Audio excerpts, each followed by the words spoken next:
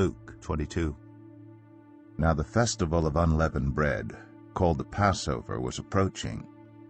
And the chief priests and the teachers of the law were looking for some way to get rid of Jesus, for they were afraid of the people. Then Satan entered Judas, called Iscariot, one of the 12. And Judas went to the chief priests and the officers of the temple guard and discussed with them how he might betray Jesus. They were delighted and agreed to give him money. He consented and watched for an opportunity to hand Jesus over to them when no crowd was present. Then came the day of unleavened bread, on which the Passover lamb had to be sacrificed. Jesus sent Peter and John, saying, "Go and make preparation for us to eat the Passover." "Where do you want us to prepare for it?" they asked. He replied, "As you enter the city, a man carrying a jar of water will meet you. Follow him to the house that he enters, and say to the owner of the house, 'The teacher asks, where is the guest room where I may eat the Passover with my disciples?' He will show you a large room upstairs, all furnished. Make preparations there." They left and found things just as Jesus had told them, so they prepared the Passover. When the hour came, Jesus and his apostles reclined at the table, and he said to them, "I have eagerly desired to eat this Passover with you before I suffer. For I tell you, I will not eat it again until it finds fulfillment in the kingdom of God."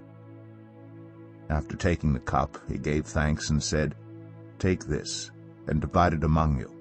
For I tell you, I will not drink again from the fruit of the vine until the kingdom of God comes." And he took bread, gave thanks, and broke it, and gave it to them, saying, "This is my body given for you. Do this in remembrance of me." In the same way after supper he took the cup, saying, "This cup is the new covenant in my blood, which is poured out for you. But the hand of him who is going to betray me is with mine on the table. The Son of Man will go as it has been decreed, but woe to that man who betrays him." They began to question among themselves which of them it might be who would do this. A dispute also arose among them as to which of them was considered to be greatest. Jesus said to them, "The kings of the Gentiles lord it over them, and those who exercise authority over them call themselves benefactors. But you are not to be like that. Instead, the greatest among you should be like the youngest, and the one who rules like the one who serves. For who is greater, the one who is at the table or the one who serves? Is it not the one who's at the table? But I am among you as one who serves. You are those who have stood by me in my trials, and I confer on you a kingdom, just as my Father conferred one on me, so that you may eat and drink at my table in my kingdom, and sit on thrones judging the 12 tribes of Israel. Simon, Simon, Satan is asked to sift all of you as wheat, but I have prayed for you, Simon, that your faith may not fail.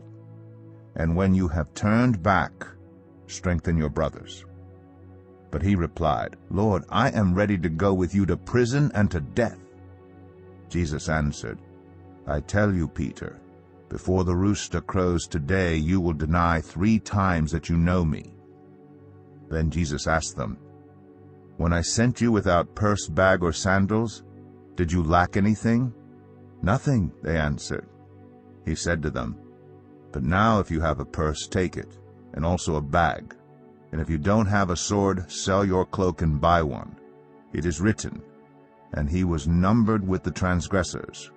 And I tell you that this must be fulfilled in me. Yes, what is written about me is reaching its fulfillment." The disciples said, "See, Lord, here are 2 swords." "That's enough," he replied. Jesus went out as usual to the Mount of Olives, and his disciples followed him.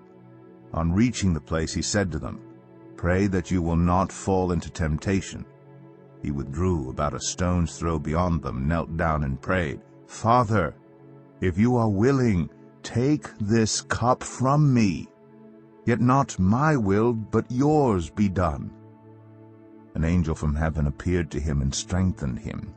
And being in anguish, he prayed more earnestly, and his sweat was like drops of blood falling to the ground. When he rose from prayer and went back to the disciples, he found them asleep, exhausted from sorrow. "Why are you sleeping?" he asked them. "Get up and pray so that you will not fall into temptation." While he was still speaking, a crowd came up, and the man who was called Judas, one of the 12, was leading them. He approached Jesus to kiss him, but Jesus asked him, "Judas, are you betraying the Son of Man with a kiss?" When Jesus' followers saw what was going to happen, they said, "Lord, should we strike with our swords?" And one of them struck the servant of the high priest, cutting off his right ear. But Jesus answered, "No more of this." And he touched the man's ear and healed him. Then Jesus said to the chief priests, the officers of the temple guard, and the elders who had come for him, "Am I leading a rebellion, that you have come with swords and clubs? Every day I was with you in the temple court, and you did not lay a hand on me. But this is your hour, when darkness reigns." Then seizing him, they led him away and took him into the house of the high priest. Peter followed at a distance. And when some there had kindled a fire in the middle of the courtyard and had sat down together, Peter sat down with them. A servant girl saw him seated there in the firelight. She looked closely at him and said, "This man was with him."